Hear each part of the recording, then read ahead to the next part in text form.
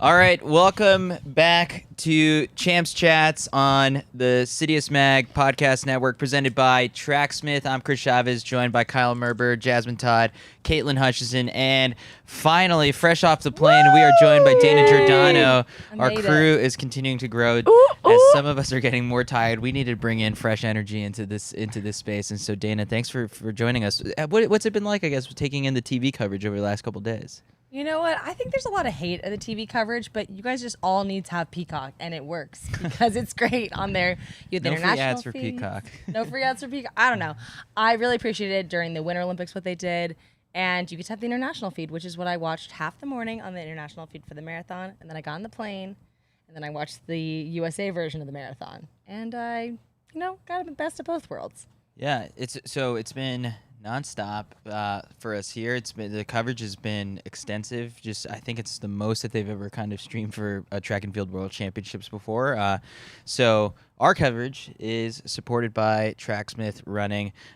Check them out. A bunch of the people here are rocking it. Look at Jasmine's top, Kyle's sweater, wearing the same one again. Preppy. Dana as well. The hats. We've got it all here.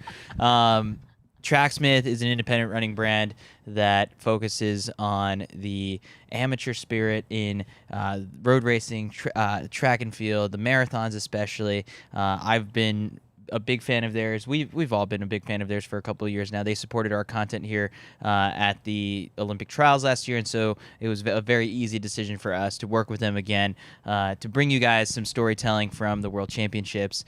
So they've come up with a very special promo code for our CITIUS MAG podcast listeners and our viewers at home right now. If you use promo code WORLDS, you get 20% off at checkout for the entire duration of the World Championship. So tracksmith.com, check them out. And then in addition to that, Tracksmith is also supporting the storytelling being done by Revisionist History podcast host Malcolm Gladwell. The New York Times bestselling author is helping tell the story of the San Jose State track and field team from the 1960s that led to that really powerful protest at the 1968 Olympics in Mexico City. So in Legacy of Speed, you hear from the journalists, the athletes, the coaches that all led to this amazing moment taking place. And so I think there are 4 episodes in now, with the 5th one that's going to be recorded here in Eugene. So keep an eye out for more details on that. You can find Legacy of Speed wherever you get your podcasts. So I've been a big fan of listening to the show, and so I recommend that you guys also listen to it. It's a nice little history lesson that you get over the course of 5 or 6 episodes. So, all right, track nerds, are we diving into this? Let's do it. Where are we starting today, Chris? Where do you want to begin? We'll start at 6:15 in the morning again, and luckily the final 6:15 wake-up call for track and field action are actually, it's funny enough, our photographers who have to be at the meet and have to have a meeting, they have to get there at 4 o'clock in the morning or something like that. They leave here at 4. We see them on our little security cameras that we have here, and so it was an early wake-up morning, an amazing race. Dana, you were up at that point getting ready. 9:15. Not as bad. I was in the East Coast this morning, Yeah. so I had a very reasonable morning, had a nice coffee, wasn't painfully waking up after 3 days of covering track and field. And I think the story of the morning was really what can Keira D'Amato do? Someone who's had about 3 weeks-ish of marathon training. The Americans, we had Sarah Hall and Emma Bates. That was our Team USA. And was the marathon going to be as fast as the men's side? So right off the bat, it was an extremely fast pace. Keira was the only American that kind of went with the pace in the very beginning. And I was actually very concerned that it started out so hot. I was like, dear God, Keira, are you going to make it? Are you going to finish this race? It was 90% humidity, and you could kind of see throughout the whole race that the temperature was just creeping upwards. And the Ethiopians and the Kenyans just came to play. They were ready to go. And I think, as the race moved forward, Keira kind of found herself in this awkward no man's land. And I've personally never run a marathon, but it kind of seemed like the absolute worst place to be. But thankfully, she got swallowed up by her Team USA pack. And they had just really, kind of a great race together and ended up running some pretty fast times. Well, up front, you had Gaudium Gebrselassie. Gebrselassie, I think, yeah. Gebrselassie. And so, the you're talking about how fast they were going. The official time being 2:18:11, so a championship record. You know, when you think of the Americans and what we would have maybe considered successful, I don't think 2:18:11 was on anyone's bingo card for an American today. Obviously, that's significantly faster than the American record, but it did set the tone nice and early that it was going to be really quick. And eventually Judith Jeptum-Courir broke away, and the two of them, really distanced themselves from the field. And it kind of looked like once they had that gap that they looked around a little bit, waited, and just were kind of checking out and be like, all right, well, at least I got second. Yeah. And I mean, one of the bigger stories too was when Ruth Cheptegei of Kenya dropped out. She's the defending world champion, from Doha. So she dropped out due to stomach issues. So it kind of became, this top three pack. And then the bronze went to Salpeter, who was the one who dropped out of the Olympic marathon, which is where Molly Seidel got her bronze medal. So there was a lot of storylines going on. And I think the kind of, Chicago marathon pack of Team USA was holding their own. And I believe it was a personal best for Emma out there, led by Sarah Hall coming in 6th place. I think Sarah Hall looked fifth place. Yeah, 5th. She looked, I think she was the most composed of all of them. I think she wants more, said it was her best training she's ever felt. She's really accepted the training. And I'm excited to see what Sarah Hall does next, because I think she, out of the three of them, left a little unsatisfied. In terms of just the depth of, women's distance running in this country, we definitely won the team title. It's not like an official thing, but if you scored it through one runner, we don't win it. Then Ethiopia wins. If you score it through two, then we win. And let alone if you scored through three. Like, our third runner was in before anyone. No, Kenya had two before us. Sorry. So, but our third runner, coming in 8th place, I think it speaks to a few things. Is obviously the depth, but also the pride that our best runners took in wanting to be here. And we saw that in the very beginning when Molly had dropped out, and Kira, 3 weeks of marathon training. Definitely don't try that at home. Immediately, it was like an opportunity to wear the vest on home soil. I'm taking that. Yeah, I think the thing that stands out to me when I look at these results is sort of like, in a way, it's funny enough that it is the new guard of U.S. marathoning, because I think the best, looking at these results, it's so similar to how the 2016 Olympic marathon in Rio unfolded, where it was like Shalane, Amy, Des, or I can't remember the exact order if it was that, but now I look at this and I'm like, they were all in the top 10. And similarly here, we got Sarah, Emma, Kira, all in the top 10. But the funniest part of this is that Sarah and Kira are both in their late 30s and have been in the game for a while, but they really have just come into their own so far as marathoners. And today was, it was kind of so well deserved. I think what the showing that they had today. And so, I mean, the storyline for Team USA blew up all over Instagram. Everyone is kind of sharing. We can look at the stats and analytics and likes and all that stuff that we have on our Instagram page, and you would have thought they medaled. Really, know, right? I kind of, the reaction that people had to them, getting three in the top 10 was a little funny to me, because top 8. Top 8. There you go, not top 10. But it was a little funny because someone was like, they didn't take any. One of the sassy comments in the Instagram was like, they didn't deliver anything. There was no medals. But I'm like, at the end of the day, I think it's a really selfless act to represent your country at the World Championship, because you're turning down a lot to do this marathon. You're not getting a huge appearance fee to be here. So I think it meant a lot. And the moment of the women's marathon I really don't want to miss was Joan Benoit Samuelson was there at the end. She was the starter of the race, came up to all three women, and it really was like a passing of the torch from, obviously her winning the first Olympic gold in 1984 to now, and how far American distance running has come. Yeah, and obviously at the Olympics we had the medal from Molly, and then today it is just, it's a depth thing. We take pride in that. Yeah. So that was the women's marathon at 6:15 in the morning, and then we had the only other action that took place in the morning at the track was heptathlon action, which we'll get to in a bit, but it was a big day for the field events, and so I kind of want to go to Jasmine on this one to give us kind of a lowdown, and you can start wherever you want, whether it's the triple jump or the high jump. Maybe we'll go high jump, because we didn't come away with medals there. So you were watching the competition up close. So was Dana, I guess, because I was getting updates from Dana. We all were kind of about the atmosphere and how the crowd was just getting so into it. The atmosphere was absolutely amazing.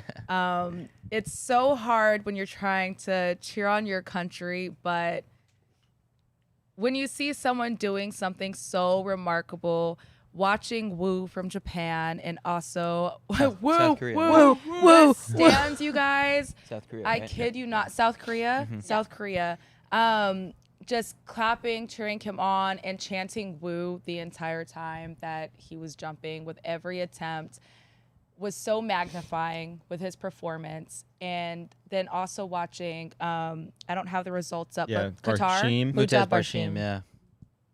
Watching Kim make these attempts, you know these guys are going to clear these bars, and just seeing how he still celebrated, you could see the disappointment that he didn't clear that bar, but I think Caitlin was with me as well, and just being in the stands, it was so electrifying in there. He still came away with the world lead. And still came away with a world lead. Like, Caitlin? Yeah, like the high jump was nuts. Like was because insane. like how the hell do you jump so high without having a bar in your hand? Like okay, Yeah. in pole vault it makes sense. You get extra help, This is but the like you're literally analysis just people are here for. Well, so no, I mean to be fair, like this is your first time seeing like the world's best high jumping. Oh my up god, it was close. so great because I'm literally looking like, dude, like I know it looks crazy like That's on Shaq's television, height, yeah. but it looks even crazier like in person. Like they're literally just going, and like Jasmine was saying, like the entire stands was absolutely nuts. Keep going back to everyone saying woo woo woo, and it's just crazy because it's a world championship. You want to root for your own country, but the fact that everyone was on the same page, like no, like this guy is sick. Like we all have to give our support with him. Like it was nuts. Well, even our photographer Johnny, who He's- Jay-Z Johnny snaps. was living for it. Jay-Z snaps is relatively new to He's following the sport. Yeah, so Johnny, who is an unbelievable photographer, really, really good. You've seen our pictures, you've seen his stuff, and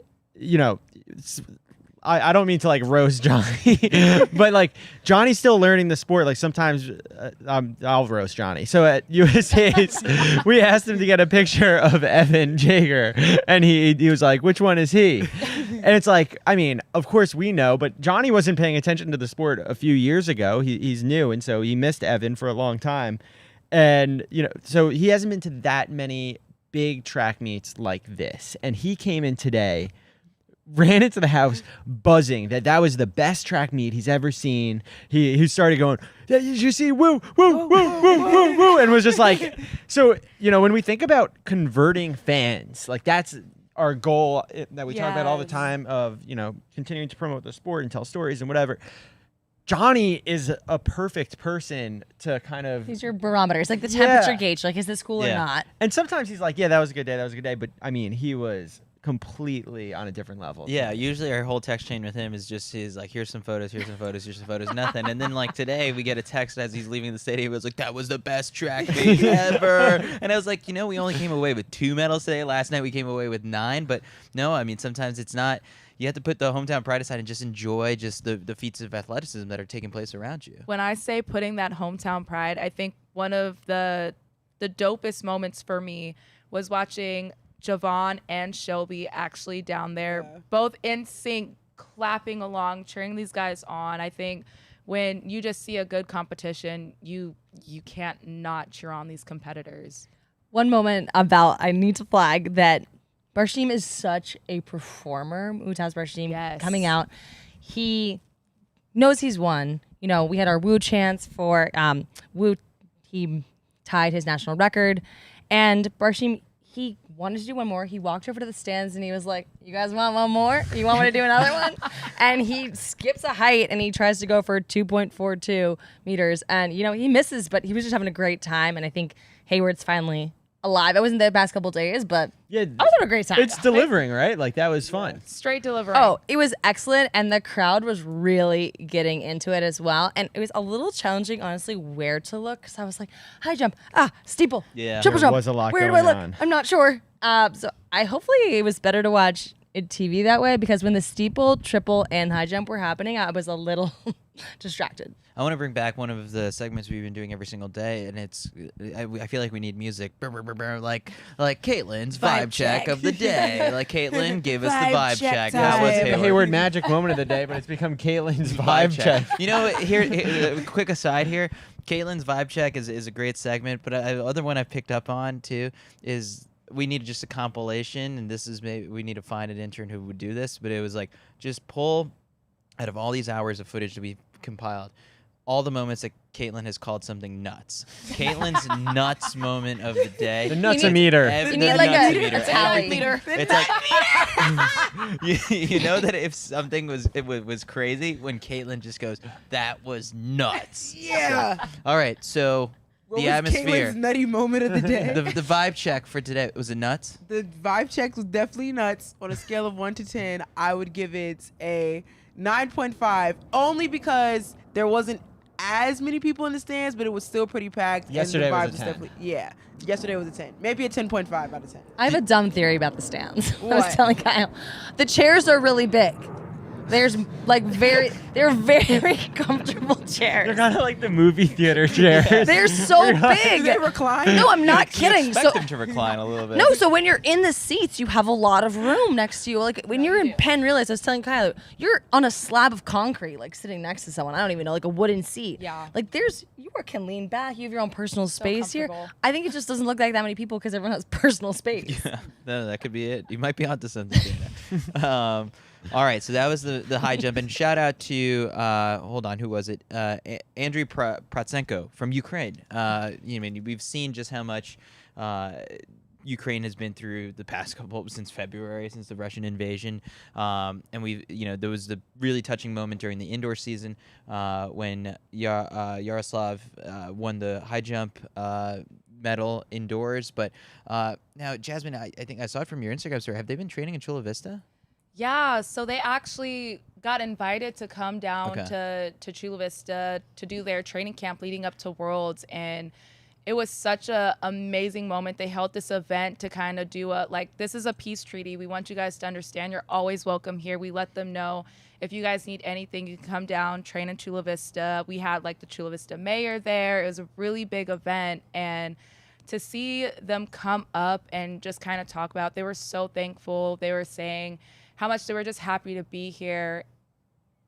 Again, it's such an amazing moment, and just to see the emotion behind that, it really meant a lot for them. And so I'm really glad that they got to come back with something. Yeah, they come away with a bronze medal here. And Kyle, what was it during the U.S. Championships that you were like, this is a storyline that I think not a lot of people are talking about? And it was interesting because I did see people in a Ukrainian national kit walking through the mix, and I'm like, I thought this was USA's. So at the U.S. Championships, we invited. It was also concurrently the Junior U20 Championships, and USATF extended an invite to Ukrainian athletes who needed marks to come compete at USA's in the Junior Championship. And so, I mean, for those who maybe aren't aware, a lot of countries do allow internationals into their national championships to help fill out fields. It's a really common thing, especially among smaller countries. So it's not like this completely blasphemous thing that's never been done before. And the U.S. actually used to do it, 30 years ago. And so the Ukrainian athletes were invited to the U.S. championships for the junior championships so that they can get some marks. And actually an athlete who didn't previously have the U20 mark ended up getting it. And so, a nice, I think, show of solidarity and a nice, friendly thing to do. All right, let's move into the women's triple jump. Jasmine, give us the update on that. Ow, ow, ow, ow. Can we talk about it? Yeah. Yes. Okay. Jumper. The energy is back. So, you know, We can talk about. So I used to triple jump back in the day. So watching this was so exciting. I'm going to end my conversation with you guys with Tori because that was such a special moment to watch. Rojas. First and foremost, yeah, I was going to say, I know we're excited about Tori Franklin, but, let's not bury the lead here. We can't- Yulimar Rojas. Yeah, we cannot deny Rojas. She's so tall. She's so talented. She is barely even touching her potential when you see, honestly, her form is not the best. And so to watch her get out there, her first jump of 1460, getting out there, kind of taking that little lead, and then her second jump coming out with a 1547. And she had a couple jumps that were fouls, that were really big fouls. And on her last jump, there was a moment where everyone thought her jump was a foul. I watched the board first and foremost, and she was actually like a foot and a half behind that board. And so she knew it as soon as she got out that pit. Everyone saw her putting her hands to her head. And I know there's talks in the stands like, oh, was it a foul? Was it a foul? And I'm over here like, no, she was behind the board. And that's a huge jump. The mark ended up being a 1539. And so if she's probably going to continue on her season, I would imagine. And I'm thinking we can see her break her own world record. I want to stop you on something you said. You insulted the form of the best triple jumper ever. And we kind of like, I subscribe to the CITIUS MAG newsletter, so I saw David kind of talk about it a little. But do you want to dive into that? Because that might come off as bold for someone to insult the best.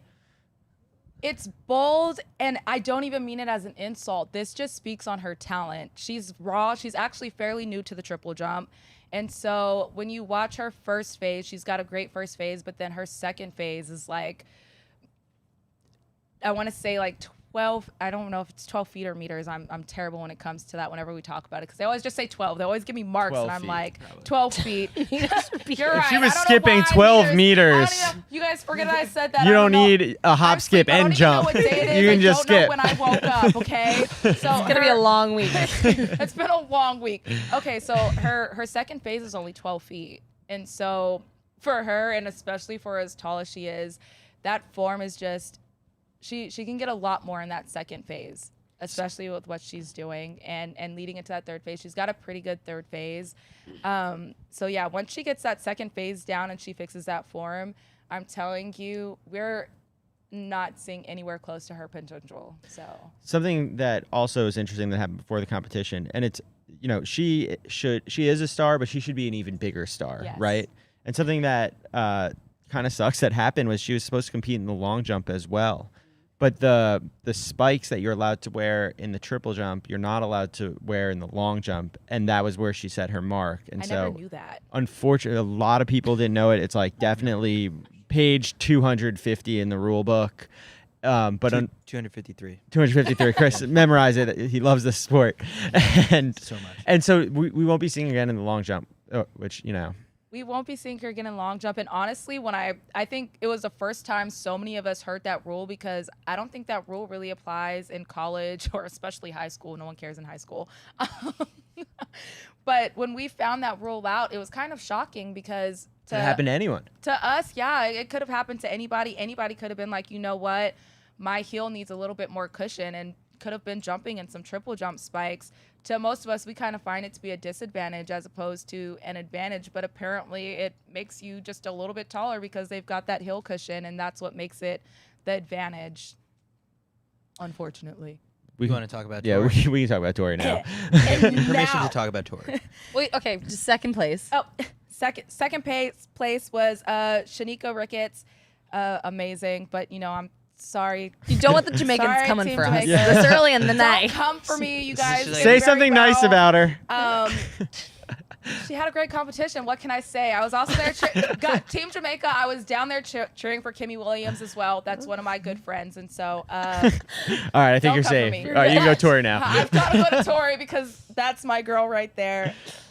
This was such a remarkable story for me, and the reason why it's probably my highlight. This is probably my moment for the day. Hayward magic moment of the day. Hayward magic moment of the day for me is definitely Tori. She is the first woman triple jump medalist for the World Championships and Olympics.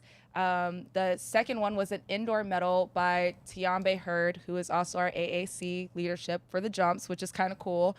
But Tori came out here, and the craziest thing for me is we had a track meet that was in Chicago, and it was called the Vibe Fest, which was Hosted by Caitlin. it was and actually the funniest thing is her competitor, her fiance actually hosted that meet, Bia.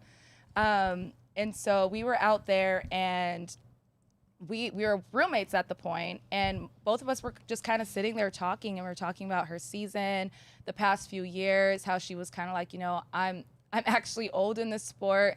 I don't think that I'm able to do this anymore. She was doubting herself. She was trying to figure things out. She went from training in Michigan with Donald Scott to moving to Greece. She's done a lot of coaching changes. She's out in Greece. She came out here. And so to come out being the first woman to win a medal in the triple jump is such a remarkable story, especially when you've been doubting yourself and trying to find yourself this year. So very, very proud of Tori for being able to accomplish that. And she had missed the final last year in Tokyo, but in 2019, is this her highest finish? I think she finished 9th place at Worlds. So, Yeah. A nice little jump after the last couple of global championships. Definitely a way to Unintended. come back and gain your confidence back. Her Instagram handle's Live Happy, right? Yes. See, that's why I was like, I know this person, but I don't know. There's something about like hearing that story about how she's has struggled and finally had come back to this, and her celebration was that Live Happy moment, because I think, between her and we'll get there about Anna Hall, like those were the biggest celebrations I saw of the day. A lot of the other wins of the day were kind of expected, and I think Tori's medal was one of the more unexpected medals of the day, and she was especially for Team USA. celebrating. I love a good celebration. I mean, one thing about Team USA is honestly we used to have no triple jumpers after Tiambe. It was a very long time where we didn't have anybody in the triple jump, and then Katora and Tori kind of came along, and it was just 1-2. They're kind of automatically on teams because they're the only ones that were hitting these marks and hitting the standard. And so it's a long time coming for us to get that medal. And there was a great cameraman covering the women's triple jump. He was so enthusiastic. He just was really getting all the moments, all the vibes. That he ended Kyle? up on the track. He had such a good view. His back was turned to it, though. All right, so is that our segue to the staple, I guess? No, really quick. Because that's a final, and I don't want to go there yet. I want to just quickly go with the 200s and knock them out really quick. On the women's side. Just like they did. Yeah. Okay. Got a few comments about those 200s. Okay, what were they? Oh. Well, the first one, I don't know if you guys noticed, but during Shelly's prelim, she fixed her hair during her acceleration phase. There's a video of her on Twitter literally sweeping her hair back out of her face and just dog walking the field to the finish line. Absolutely crazy. Or what's the word of the day? Nuts. Word of the day. Word of the week. Word of the 2 weeks. Caitlin, get that video up on TikTok. That would go viral. Until someone steals it. But nuts. Sorry. Can't find another word. My brain machine broke. Really quick turnaround. Really, really quick turnaround for Shelly. And can I just mention, I got to say this for the men and the women. This is just all over. Everyone that is honestly those favorites to make it into the final kind of just prove themselves as to why they're going to make it through these rounds. They all just kind of stepped through. They knew what to do. They knew their positions coming in. They knew if they were in the top 3. They were all very relaxed, shutting it down. When I tell you mechanics is all that was being focused on all these favorites, it was straight mechanics, that knee lift coming in and just jogging through the line. No upsets. No. No upsets. Some of the people that won those prelim heats, honestly, they were running PBs to get in. So Toulouse was a DNS. That was the only thing I saw. Yeah. Yeah. The only other interesting thing I think it really came out of this one was I was in the mix zone for these races, and Abby Steiner stopped, and first Jana Prandini stopped, said that the thing that stood out to me from her conversation, she's thinking medal, and like today she finished 9th fastest time of the day, 22:38. Second was it second in her heat, I think. So she's in a good spot, but Abby Steiner throws down the easiest looking 22:26 to win her respective heat, and afterwards, it's out there already. Like, she's a contender for this gold medal, and she spoke about it. She's like, okay, yeah, I mean, it's a given. U.S. champion, like the times, it all lines up. But then, I think the most interesting part was Gordon actually took a second to ask her, like, so, you posted on social media about, contract details that were like leaking out and that ended up like not being true. Half of it was true. She did end up signing a deal with Puma. Being paid $2 million a year, that was not true. More or less. More, I don't know. Like, would you be more upset if someone said you made more money than you actually do, or less money than you actually she do? did say she said that her coach told her that he saw it on Facebook and then just like, oh, you're making $2 million, and she was like, I am, and she started laughing. So I'm gonna guess it's less than that. But then she was like saying how she is very similar in the sense to Sydney McLaughlin talked about this at the U.S. Championships and shutting down social media before major competition. Yes, you have your people like Fred who will tweet 5 minutes right after a race. Trey said that too. Trey shuts it off. He shut it down 3 weeks definitely before. said he shut it down coming into this championship. Yeah, Centro used to always zero fade to dark black, 30. yeah. But and so she's doing it similarly. She was like, I think it was like it's been 3 weeks or something like that since she deleted the Twitter app. She didn't say Instagram, so it might just be Twitter. Twitter is a cesspool sometimes, but We love We Twitter. love Twitter. I love love it there. Twitter. Not Like, from us. We're not the No. cesspool. No, we're not the same. Um, But so she shuts that down, and it was interesting. So if you want to check out that interview, it's on our YouTube channel. She talks a lot more about how that can be a big stressor on an athlete, and so no, it's just I just thought it was worth a watch. No, I think this is not relevant to today necessarily, but to your point, Sydney broke the world record and never posted on Instagram about it. Yeah. Which Did it even happen? yeah, I mean, if I Did it broke a really? world record, Which you did. you'd see that up Everywhere. in 10 minutes. Before we move on from the 200s, I don't know if you guys saw the special moment in the crowd after Noah finished his race, but Raven Saunders got all of us to sing happy birthday to him as soon as he crossed the line. And so there's a video up on Twitter of all of us just singing, and like he's looking at us, giving us a heart. And it was really just the sweetest moment ever because today is his birthday and he is turning 25. He loved it. I also ran into his brother. And, Josephus!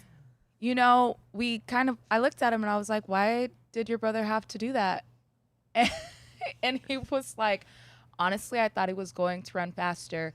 Noah said that he was going to run 19 seconds in all these rounds. And Josephus was like, I was expecting him to run a 19.8. So, yeah, 19.98, let's look out for it. He said 19 all rounds. He tweeted that he was so close to running his birthday. So he was born July 18th, 1997. So he was so close to that. But the other thing, for someone who's 25 years old, like he is just not wise beyond his years, but just like very professional in the sense that he's a showman. He understands the business side of the sport and like what you need to do to be an effective, and marketable athlete.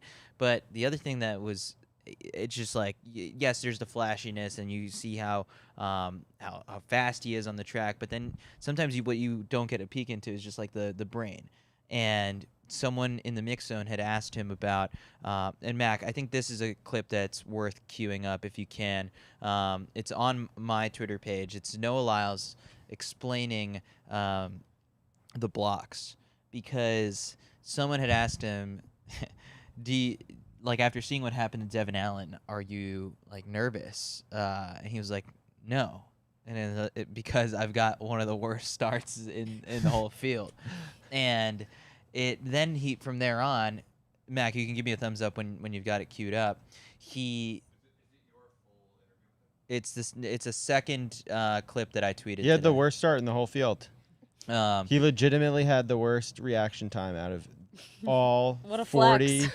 Yeah. 44 athletes. He had the worst. So By a Fantastic. pretty solid amount. in this clip that's about to roll, you'll be able to hear him. What he did was he took a mask that he was wearing, and someone asked him, "Is like, what's different about these blocks? These are different blocks that have ever been used at a world championship. They're Omega and Seiko. They're both the same as anyone? No, these are completely different blocks. That lip in the front really throws off everything. Like, I was adjusting my blocks way longer than normal. I had to move them at least 4 times just to get the right measurement. Luckily, I know what it feels like in my blocks, so I wasn't too panicked. I was just making sure that everything felt right. So there's a lip. Can you describe how it's Yeah. different? So if you have, actually, I can use this. So usually a block will sit like this. or maybe have like a little bit right there. But this lip is way more like, it's way sturdier, and it doesn't move with the rest of this. So this moves independently from this lip. This lip will never move. So that means that you probably are gonna have to move the blocks closer that you can get your back heel on this, back pad. It definitely makes it a lot harder, and a lot of people find it uncomfortable. To be honest, it's definitely something you have to get used to. Do you think it contributes to full starts or make it easier to full start or register a faster reaction time? I believe that these are official blocks. I'm telling, like, Omegas and Seikos, these are blocks that are not to be played with. If you are not set completely still, they will pick it up. Something that's been happening in a lot of college and a lot of meets that don't got official, they don't got official sensors in there. They've been getting away with murder. I've seen 5 false starts in professional running, and I'm just like, y'all ain't gonna be able to pull that off at the World Championships. And look what we got, a whole bunch of false starts, and I'm just like, yeah, I ain't gonna be able to pull that off. And I've been seeing a lot in collegiate, and I'm just like, you know what, I'm gonna do me, y'all do you, and we'll see what happens. So in that clip, he just says, like, these blocks, like, you just can't mess with them. Like, it will detect any little bit of movement. And that's why, like, you can go to a bunch of different meets throughout the year, and they're different blocks, and that's why sometimes you'll watch and be like, I think that person got away with a little bit more. You wouldn't be able to do that here, and so it wasn't necessarily saying, like, I think the blocks were right or I trust the technology, but in a way, it's something that a lot of people are talking about now, and it's sort of like, all right, we'll give you one day to talk about the blocks, and now let's get back to the actual races. But it was something that was really interesting to me. It's like the opposite of baseball, where they like juice up the balls a little bit because they want to see a lot of home runs. We're like, They want to get you we're out. like, yeah, we don't want to see our stars accidentally running the race that they're supposed to run. Anyway, Erriyon Knighton, My boy. 20.01. He said he ran 60 meters, basically hard. Which Oh my God. That's scary. that's not a lot. It of the looked about race. like that too. It looked like it. 30% of the race, and then he just looked around, and I mean, When I tell you textbook, high knees coming in, I had a laugh at some of these guys running this race because it was all of them. All of them came in and they all just start looking around. They knew their positions, and it was straight high knees walking in, jogging. here's the question: what's the easiest event to make the second round in? What's the one that only like 1 or 2 people get eliminated in sometimes? Isn't it the women's? Like the women's 15 at the trials. Yeah. two That's people. what I was gonna Like, say. not for you. And then in 2016, it was like, it was so bad. It was like Sarah Brown, who Yeah, was like that was just all- pregnant. It was like Gabe Grunewald. I was like, this is just awful. This is really bad. Like, it was terrible. We're like, Then just we're laughing in 2012. it was terrible. In 2012 at the Olympic trials, they knocked out 6 guys in the first round, and there were like 5 or 6 college guys in the field, and we all got knocked out except like Andy Bayer and all of us. No, yeah, we did, but Yeah, yeah, it it's- was bad. So that's but your anyway, answer. I mean, I think have a this. different so idea? what's the easiest to make it through? Not I kind of think the steeple in worlds. some way. Yeah. Not the women's No, I'm steeple. saying this like time if you're the around. best in the 200, this was so easy to get Yeah, through. I think at the 200, I'm gonna be honest. I really do think that it just might be the 200. You have enough time to fix a bad start. You have like- enough time to fix that start. You've got enough time to build up that top end speed. You just got to execute it. Honestly, everything that they have to do is based off that curve, and I think we kind of saw that today, where everybody just made sure they got out, they ate that stagger up, they broke it early, and then just kind of jogged it in the rest of the way. And I do want to say that all of our Americans made it on to the next round, so that's Yeah. exciting. 4 of them. Do we have a reason why Andre DeGrasse scratched? Or No reason. Not that I've seen, but I know he's going to be on the 4x1 still. So Okay. he's not injured, and if he is injured, it's not bad for him to stop running. I'm just going to assume after his 100, he just decided, hey, let's kind of focus in on this 4x1 and get a medal there. it's so fun to see Joe Fonbele again. Like it's just sort of like Yes. we had a couple of weeks without watching him because he doesn't compete for the United States, and it's sort of like we were riding this high about you like at the NCAA championships, and like it's good to see you back, and like the Liberia team kits are phenomenal. Yeah. Amazing. Something, sometimes I feel like when athletes who could maybe run for America choose to run for their home country, or, it's like, oh man, like I really wanted you to run for us, and I definitely feel that way about Famoulet. But also at the same time, I'm like, well, now we get to see one more guy that like we we identify with, and we obviously root for him. You know, he's from Minnesota, and so now it's like, all right, well, He's never we been have to Liberia. He's never been to Liberia. He's never been. Yeah. All right, well, we've got 4 American 200 guys, and then like Joseph. I mean, look, if he comes top 3, that's huge for Liberia. You're but called the also, sweep? like, yeah, like I'm gonna include him in the sweep. Like, he went to high school with Joe He's part of Clark. us, to be honest. It's Yeah, fine. I think he's a dual citizen. So Yeah. that so counts as a sweep. We cheer for him. Yeah. So to switch gears a little bit to another qualifier before we get to the last finals, I'm talking about easy qualifiers. Val Allman. Oh yeah. I saw first thing I walked into the stadium, I was like, I'm going to see Hayward Field at Worlds, and I see Val Allman talking to her coach, and I'm like, what are you doing on this floor? Why are you here? Are you just observing now? Kind of just really, that's such a dominant move to hang out with your coach on like the ground level after your qualifier, like the biggest flex of all time. I think she, correct me if I'm wrong, like went way beyond she had to do in order to qualify. Like 64 is the qualifier. She did a 68.36. That's 64 also after 2 best. scratches. Yeah. So we're kind of waiting on that action to happen. We're not going to skip one of the throws, but Val Allman is really the woman to beat. And then Loggy. Yeah, Loggy with a little Q. My gal Loggy, she got the little cue. When I tell you guys, you guys can hear my voice. I don't know if I'm gonna have a voice at the end of the week, so if you guys see me really, really quiet here towards the end, I've lost my voice completely. That's one person that I've been rooting for. Again, Mac actually got to talk to her. I've kind of talked to you guys about Loggy, and I kind of informed you guys about her. This girl has gone through so much. She was just such this mainstream person. She had such a great year while she was at Iowa. She made this team. She came out. She was like, dang, I've got all this pressure on me. She missed out on the Olympic team. She comes back. She was struggling all year, just trying to figure out, like, I've got to get it together. She started throwing well. She got it figured out. She signed with Nike, and now she's here. She made it into this semifinal, I guess, for the throws. And so I'm really thrilled to see what she goes to do. What was it again? Roses are red, violets are blue. I threw the shit out of that disc. Boo boo. Okay? Come through, Loggy. She is amazing. All right, let's get into the last 2. Oh wait, no. Women's heptathlon. We end up taking a bronze medal with Anna Hall, who it was really funny in the mix when I just said to her, I was like, so are you tired? And she was like, yeah. It's been a long, emotional past 2 days. And I was thinking, I moved on to the next question, but I was thinking, it's like, past 2 days? Like, how about the year? Like, past 2 months. U.S. champion. I thought you were going to SC suggest that we've champion. been doing this for 4 days. I mean, this is our own decathlon. This is also our own doing. But no, I mean, the heptathlon competition was amazing. And the other thing, too, was that the 800 is always thrilling at the very end. And this time around, like, it was much easier from the last time people got to see Anna Hall run an 800 because it wasn't coming after a runner-up finish in the 400 hurdles. And so she ends up taking the win in 2:06.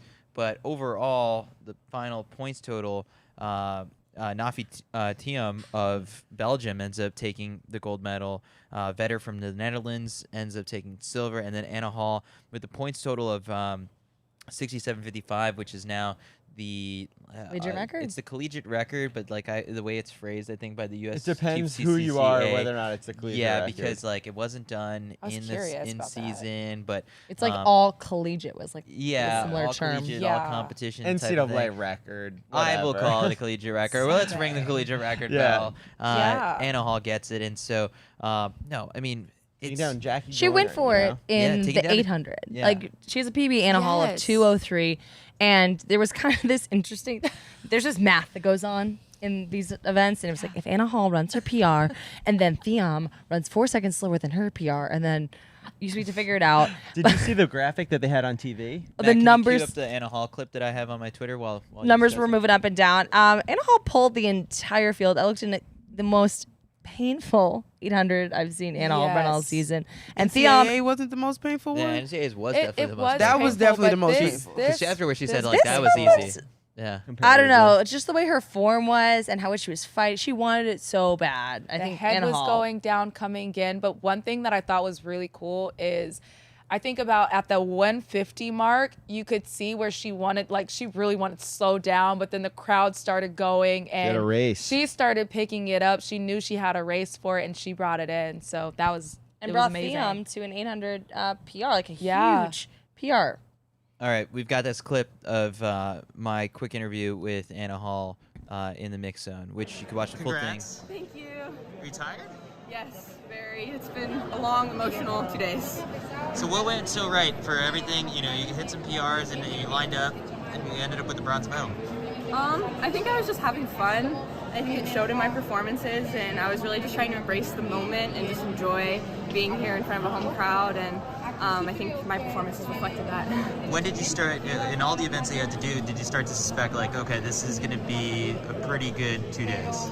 Yeah, after high jump, I was like, okay, getting my groove back there is kind of like when I feel like old Anna, and that's when I was like, okay, I'm going to be really far ahead of my PB, so if I can just keep it going, it's going to be good. So yeah, right after high jump, I think I knew. I was like, okay, I think I'm going to put together a good one.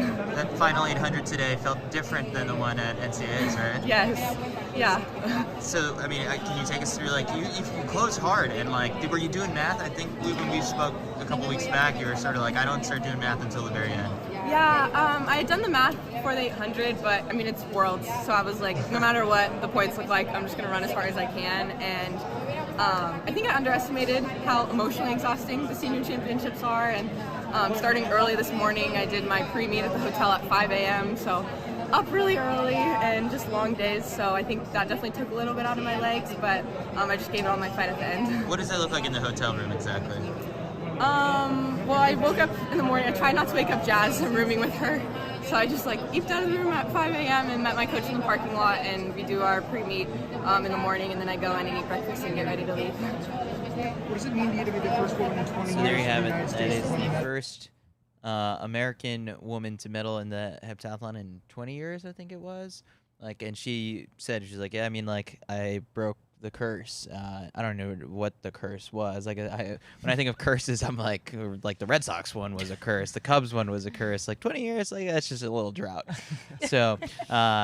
No, but she gave credit to some of the people that came before her that have gotten close, Kendall, Annie, and she gave her props, but she's the one who comes away with the medal. I'm just thinking of you as a Yankees fan calling 20 years. It's a little drought.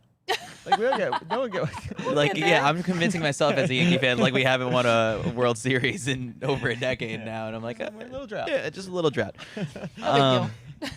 All right, we'll go to the. Let's do the men's 3,000 meter steeplechase. Dana, bring it back. Where were we? We had a cameraman in lane 1 to start this All right. out. We were so excited about the women's triple jump. The cameras were all on. Yeah. Very strange. Evan Yeager said it himself in the mix zone. JV move. Cameraman in lane 1. You don't have the water jump on the first turn. But it's I don't know. It's before the first hurdle. You're getting your place. It's actually honestly probably the worst place he could have been in the entire. Like I'm not kidding. No, he was swimming in the water at one point. That would've been No, worse. because they're not even going around the water pin the first one. But it's like you're funneling in on the straightaway after the first turn, trying to get your spot, and then. No one wanted to do anything, and I was a little distracted by the high jump. I was very excited because the steeple was kind of asleep until the last lap, and then there was. They were watching the high jump. They might have been watching us. They're like the cameraman. Eyes aren't on us. They're on a different event, and there was about 8 guys at the end. We saw at least one fall. It was a little far away from us to see who actually went down. I was very nervous to the final water jump, and El Bakali is he kind of his head is so much taller than everyone else in the field. He's like very tall stature in there, and there was a really aggressive move over that final water jump where he was coming with Girma and they were going over the final one. You could see it across Hayward Field, and El Bakali and Girma fight towards the finish in a pretty slow and tactical finish with Kipruto from Kenya coming in third. This kind of went exactly the whole thing didn't go but the finishing order, like we would have predicted El Bakali out-kicking Girma with Kipruto cleaning up third. Yeah, actually, I would have thought Wale would have been third, but I mean he was right there in fourth, and that was even a tight finish there. But yeah, for Kiprito, this is a return back to the top. But El Bakkali and Girma, that was the battle that everyone kind of anticipated, and the only thing was it was like after the first round, we spoke with Evan. He was like, yeah, I expect it to be fast. I think it could be sub 8, and it ended up being 8:25.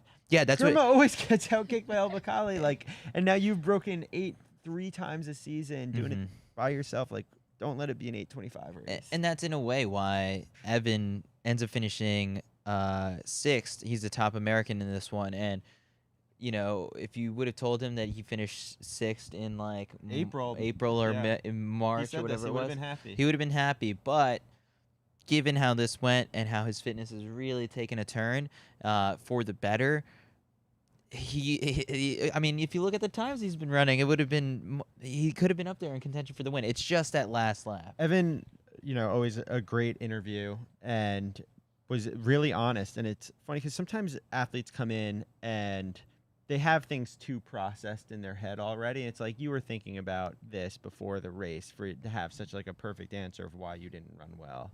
And Evan, it was kind of like when he gives interviews, oftentimes it's like you're watching his brain unfold and like making sense of what happened right in front of you. So, it's always, Evan's a long interview because he's doing this. And it's always a great interview. That's not a knock on him in any way, but it's always like Evan gives lots of 10-minute interviews and you can just see in his eyes.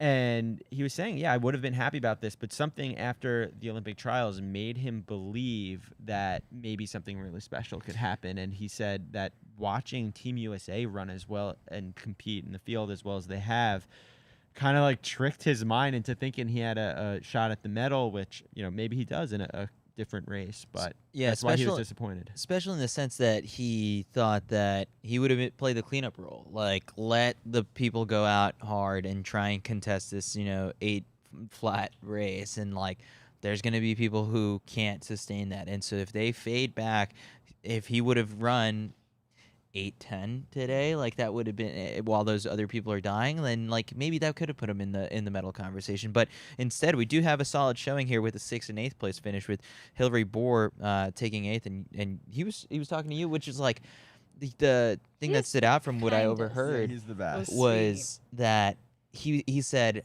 after the last round that making the final was a great accomplishment, but then today he sounded a little bit more disappointed. Yeah, I think. First off, I love 8th place health insurance spot. You get it. Let people know what that means. The USATF gives you health insurance if you come in top 8 at a global championship. Yes, being tier 1. And it's a tier 1 athlete, and you get really good health insurance. I mean, this insurance is really good, you guys. It's great. So whenever you see an athlete come in 8th, they might be disappointed, but they'll save a lot of money on their health insurance. And so Hillary. That sounds like an ad. Well, it's an ad for tier 1. It's an ad for finishing 8th. Yeah. Be happy with 8th. The World Championship. We should extend it beyond 8th, but that's a different argument. But another podcast. Hillary didn't make the final last year at the Olympics, and so I think a few days ago, when he made the final, he was excited to have that as a distant memory. But he's the U.S. champion, and he's a guy who's mixed it up with these guys in the Diamond Leagues before and had reason to believe, a good reason and a very valid reason to believe that he could medal here. And so for him to be 8th, he made an excellent point. And essentially, the El Bakkali's run like 3:30, 3:31 for 1,500 meters. They closed the last 400 over hurdles and a water barrier in, I think, 57 high. Whew. I have a question about El Bakkali for, our fans out there of him. That's the largest flag I had seen of the whole meet. This thing was a carpet. It was the biggest country flag of all the flags. So, did you see it? No, but now I can't believe I didn't. Oh my! It was like as big as this entire tent. It was so large. We'll have to post a picture of it. Wait. I just wanted to know it's like the national flag. Wait, so Kyle, when you're referring to El Bakkali's like 1,500 speed, is it more so that you think that? I mean, now it's gotten to the point where like he's already broken 8. Is there something else you want to see from him to make it a little bit more interesting, or you just think like keep the hits, keep playing the hits? What do you mean? Like, do we want to see him change events? Yeah. I mean, if I was winning all of the medals in the steeplechase, I would definitely stay in it. Yeah. There's no level of intrigue for you in seeing him in a 5K or anything. I mean, what is his 5K? I want to see him go for the world record. I feel like he's not a guy who necessarily goes out and takes races. He largely is happy to. I mean, again, because he can kick so well. So oftentimes he is just the one who's sitting back and waiting and letting other people do the work. Yeah. But if we can get him in a really fast, rabbited race, maybe something like Monaco, which is coming up in like 2 weeks. Yeah.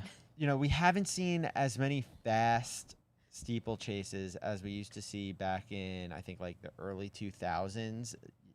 Saeed Shaheen, 2004. Caitlin wasn't born yet. There's this guy. I was born in 2000. I really love that Chris just looked over like, There's this guy, Saeed Shaheen, and he, I mean, ran 7:53, but he ran under 8 all the time. His 5Ks don't make sense. Indoor PB 13:10, outdoor 13:47. But he's run it 13:10 like 5 years. Yeah, I mean, He's good with the steeple. He doesn't need. Justin's telling us that. our statistician's telling us that he's got some pretty slow 5K. So Justin's gonna race him tomorrow. Justin's calling him out. You hear that, El Bacali? The media 800 is gonna actually be a media 5K between Justin and El Bacali. All right. can I give a fun story really quick? Yeah, go for it. So while I was in the stands, somehow mystically, Evan's mom came up to me. She had went to another young lady that was sitting in front. She's going to the University of Oregon. And she walks by and she goes, "You're so gorgeous." I didn't know who she was. And so I was like, "Oh, You're just hyping yourself up on the podcast. It's like, you know, And that's the end of the story. that is the end of the story, you guys. But she comes by, she's just like, "Oh, you're so beautiful." Like, I was just telling this girl, you know, and I was just like, "Oh," and then I'm like, "But I'm in track club. Like, who are you here for?" And she's just the like, Bowerman track club. she goes, "Evan," and I'm like, "Oh my gosh." And so we just started talking, and she was just talking about how excited she was. She was like, you know, his wife is down there. And she goes, "This is really strange because I never stop and just talk to random people. Usually it's Evan's dad."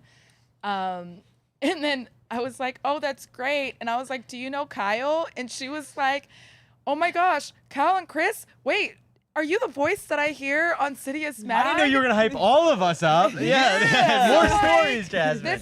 This is a huge shout out to Evan's mom because she does listen to the podcast. And I just thought it was really cool that she gave that recognition, and shout out to Evan's mom. Shout out to Evan's mom. Evan's mom. All right. Let's get into the women's 1500. Last event of the night. which, like, okay, it seems kind of like it's a polarizing race in a sense. I've seen people say, like, that was so exciting, and then we're sort If of David like, was here, he'd be really upset at our take. yeah, I think David's really- going to be listening to this on his flight over here being like, David I hate you guys. Melly, who's coming, is the biggest Faith Kipyegon stand out there. And Kyle and I think, you know, we're on the same page here. Tactical 1500. She broke the 1500. Fun. That's the Faith is so good now that when they went out in 43 and the split was broken, they didn't go out in 55, although that's what the TV It was said. a 203 for an 800, which is very spicy. But as soon as they went out that fast, I was like, all right, Faith won. And Well, Gudov Sige put herself in the front, essentially acting as a pacemaker because Yeah, I'm because not, we've seen I'm this not so many exactly times. sure Yeah. why she keeps doing that. And honestly, most impressive for me in this was Laura Muir. I think Laura Muir knows how to compete at the championship level, really was the only one to go and make it in there. And the medals were kind of decided. So it's a little, I'm not going to say boring because it was a very exciting race, 352. You don't see a lot of those, but it wasn't the craziest race. And the top America wins Sinclair Johnson, who ended up in 6th. And I had the chance to speak with Sinclair, and she said, yeah, it kind of sucks, like knowing that there's 2 packs and we're not up there and we have work to do and we want to be up there. But I thought I wanted to medal tonight, and that's not what happened. Kyle, are you bold enough to call this race boring? no, it was not boring, but it was boring in the sense that it was just like I knew the winner. Like 300 meters in, I was so confident, and I never felt like that was under threat. And if it was a tactical race, it would have been the same way. It's just that without Safan Hassan in here, it felt like a little bit, it was Faith's to lose, and she doesn't do that often. But I don't think you're going to remember this from a world championship. If you're thinking back to like the key moments of Eugene 22, it's like not going to be this race. No. This is definitely. David's gonna kill us. That's worse than calling it boring. Well, Sorry, David. It's sort of No, like it's just like it's. she already had the GOAT title of the women's 1500 coming into this. I like This an is upset. so unfair. I like I'm an starting to upset. hate ourselves because she did run 3:52 for 1500. Well, which okay, I is- will say I did have typed out just in case it happened. Faith Kipyegon world record didn't end up happening because they didn't keep the 43-second pace, Yeah. the sub 60 pace. So I think it was close to being like that epic. I don't know, that 3:52 in a championship race. Like that's what you want to see, but I don't know. For me, Yeah, it didn't really like. I don't know. Like can we really end on this? I kind of note? hate us a lot right now, but we did a whole Tracks Next episode about how we were so excited to watch Faith Kipyegon, and then when we get to see her, now we're just like, she's too good. it was her third fastest time ever. And I if you wanted look to see her fastest. if you look at the all-time list, We're greedy. Faith has now the 4th fastest, the 9th, the 10th, the 11th, the 12th, the Greatest of all time. 15th fastest times ever. So she runs fast very consistently. It's not fair to call it. It's not boring. It's not boring.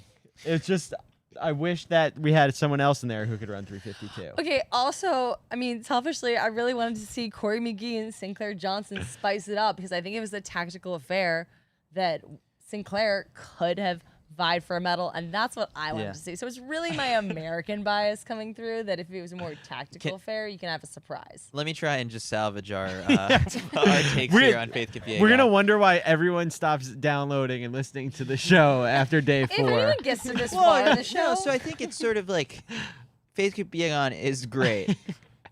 What else can we get, aside from running fast to make it interesting? And it's sort of like today she somewhat had a challenger for a bit, but it wasn't like, I don't know, like were we missing Sifan Hassan in this No, race? you know what? It's like the Jakob Ingebrigtsen quote that he had just weren't earlier. good Like you enough. can't get mad at other people because they couldn't do Yeah. it. You know, like Okay, So- stats. Out of 1,500 meter splits, every single 100 meter, how many of those did Kipyegon come in front of lead? they were all Sage.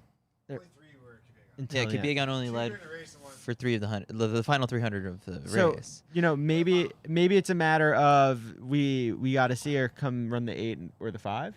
I said that on the Tracks Next episode with David, where I was like, the reason why like she's cemented herself as like I can do the 15 and I can do it really, really well, and to a lot of people, to David, she's the clean world record holder. Like if you Yeah. look at the list of the people ahead of her, people have either been tied to dopers or like there's little bit of a gray area around some people and a dark cloud hanging over others.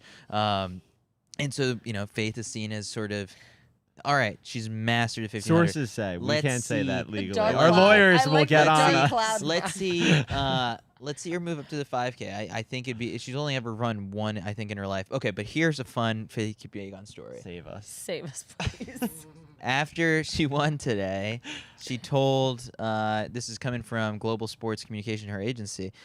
They sent out a press release. They're actually really good about this. They blast emails about their athletes pretty soon after. I think more teams and athlete management should do this. But because we didn't get a chance to stick around and catch her in the mix zone, but she said, I'm happy to take the world 1,500 meter title here in Eugene. This morning I asked my daughter Alan if I should bring chocolates or gold home. She told me to bring home the gold. I'm proud I could give it to her. Aww.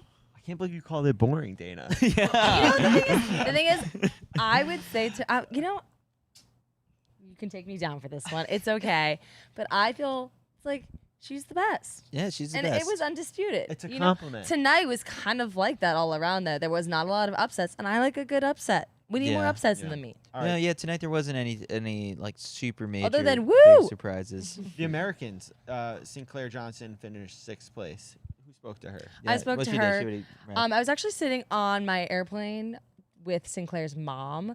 We were having a very funny conversation on the way over. I was like, you missed the first 2 rounds. You're cutting it tight. If there was a delay, she's like, yeah, I had some visions of myself sitting in a airport somewhere watching my daughter in the final. It wasn't going to go well for me, but made it to the race. Sinclair was definitely upset about her performance because she wanted to be up there, but she's running Monaco and is very excited to, reach this next level. And I asked her, how she's gotten back to her confident winning ways like she was in college. She was winning races. She, obviously won the U.S. title. And she said it took a fair amount of time, but really the interview will go up on the CITIUS Mag YouTube later, but she says like she knocks workouts out of the park.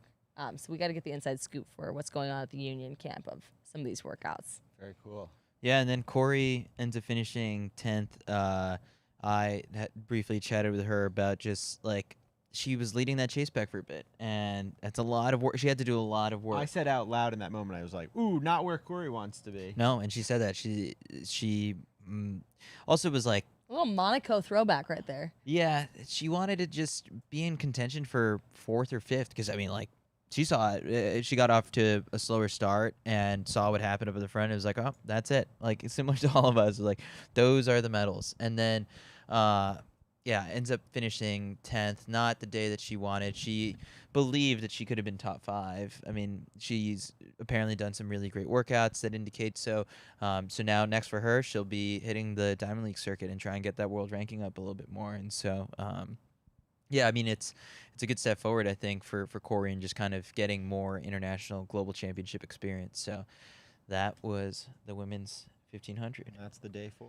Woo. That is day 4 of the World Championships. Caitlin, 4. we got someone I think like in the chat that said like we have to stop picking on you for being so young. Was that my mom? It might have been actually. Yeah, stop picking on track Caitlin mom? because she's Please a stop baby. Probably picking on is me. my mom. Mom, cut it out. We're gonna pick on her. No, It's you're fine. on my side, mother. I love you.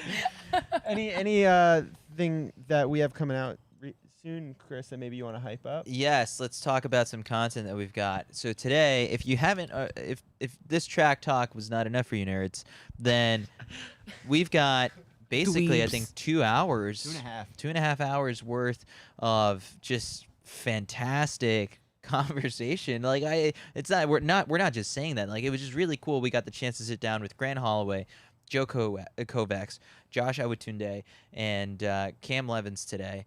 Those were the people who were on our live show with John Anderson and Kyle and I in the middle of the day. But then, in addition to that, so check that out. It's already We on had our a knock on channel. the door. We had a knock on the door at about like 1:00 p.m. and we were like, "All right, like who's here?" It was Maurice Green again.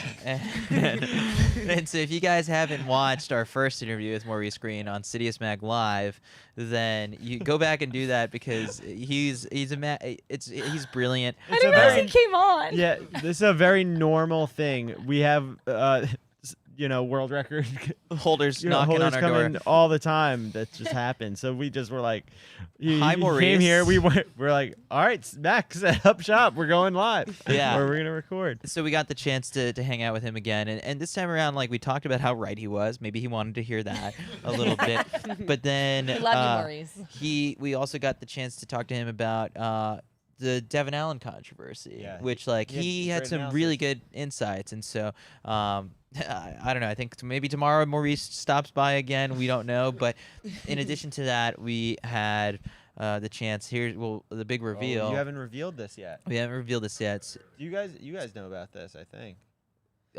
Kyle and I got the chance to sit down with World Athletics President Seb Coe for a follow-up interview. If you haven't already done so, we had a podcast back in December with him where we talked about basically, the state of the sport in a sense, but also like what ways we can improve things and areas that he takes inspiration from. And so at the very end of that first episode, we said to him, so we're doing this again, like part 2 over some beers at the Wild Duck. And he says, that sounds great to me. Let's do it. And so unfortunately we didn't get the chance to do it He did at offer the us Wild. beers. He did offer us beers. He said he wasn't going to drink. So I was like, no, I'm good. I'm not going to have one either. But no, we had another conversation with the World Athletics President, which sounds kind of crazy to say out loud. He also, there was a funny moment in which he was like, we said something about major cities and, having other meets somewhere. And he was like, yeah, like you guys could tell you're from New York. Well, I said, I was like, Yeah. I said, I'm like, you're sitting here with 2 New Yorkers. And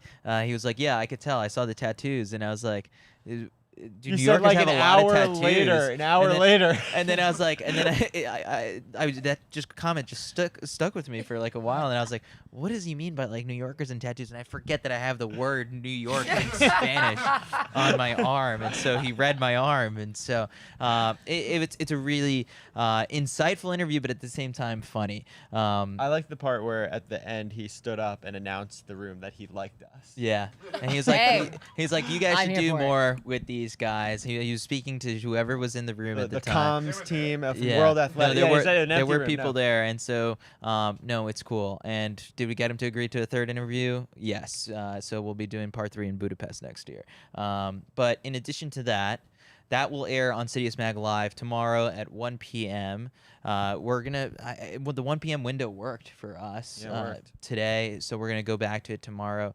And then who else do we have tomorrow? We've got Marvin Bracey, who says he's gonna stop by at 3 o'clock. Hopefully not wearing any black Air Force Ones, right? If he's wearing black Air Force Ones, that's I'm why we got the running. security cameras for a reason for this place. Then we also we'll air the Maurice Green interview. Keira D'Amato and Emma Bates, I think, are supposed to stop by.